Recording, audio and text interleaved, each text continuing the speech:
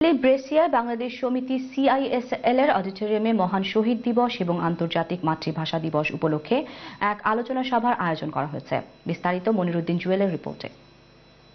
1947 সালের দেশভাগের পর 52-র ভাষা আন্দোলন আর 71-এর স্বাধীনতা যুদ্ধে 30 লক্ষ শহীদের প্রাণের বিনিময়ে এই স্বাধীন সার্বভৌম বাংলাদেশের জন্ম। দেশের স্বাধীনতা ও গণতান্ত্রিক মূল্যবোধ অক্ষুণ্ণ রাখতে হলে সমগ্র বাংলাদেশের মানুষকে ঐক্যবদ্ধ হয়ে থাকতে হবে।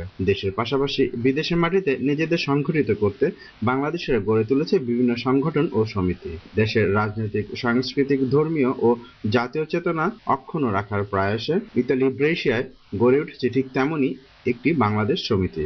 21শে ফেব্রুয়ারি মহান ভাষা দিবস ও আন্তর্জাতিক মাতৃভাষা দিবস উপলক্ষে সমিতিটি এক তাৎপর্যপূর্ণ আলোচনা সভার আয়োজন করে। এতে দলমত নির্বিশেষে ব্রেসিয়ার বসবাসকারী বাংলাদেশিদের অংশগ্রহণের পাশাপাশি বিভিন্ন বিদেশি সংস্থা সিআইএসএল এর জয়েন্ট সেক্রেটারি সিনোরা জোয়ান্না মান্তেল্লি এবং ইমিগ্রেশন ফোরাম অ্যাসোসিয়েশনের প্রেসিডেন্ট মোহাম্মদ কোবাব অংশ নেন। শুরুতে জাতীয় সঙ্গীত, পবিত্র কোরআন তেলাওয়াত ও গীতা পাঠ করা হয়। সবাই প্রথমে শুভেচ্ছা বক্তব্য রাখেন সাধারণ সম্পাদক জনাব শাখাত হোসেন শামীম, সভাপতি জনাব এবিএম মোসলেম, জনাব ইব্রাহিম ও লিংকন সহ আরো যারা বক্তব্য রাখেন। বাংলাদেশ জাতীয়তাবাদী দলের সভাপতি সৈয়দ মশিউর রহমান রতন, বাংলাদেশ আওয়ামী লীগের প্রধান আহ্বায়ক জহিরুল ইসলাম আমিন, আঞ্চলিক সমিতির মধ্যে বক্তব্য রাখেন বৃহত্তর কুমিল্লা সমাজের হাবিবুল হক, বৃহত্তর ফরিদপুর কল্যাণ সমিতির কালাম মাতবর, বাংলাদেশ উন্মুক্ত জোটের জনাব আব্দুল মালেক, ইসলামিক ফোরামের পক্ষ থেকে নাসির উদ্দিন মোল্লা, সিলেট বিভাগীয় সমিতির ইফতেখার চৌধুরী, নোয়াখালী সমিতির আইনুল হক চৌধুরী এবং কালচার সোসাইটির পক্ষ থেকে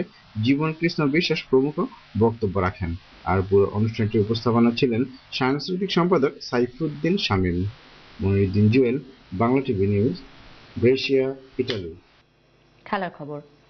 মদ্যপ অবস্থায় গলফ বুগি চালানোর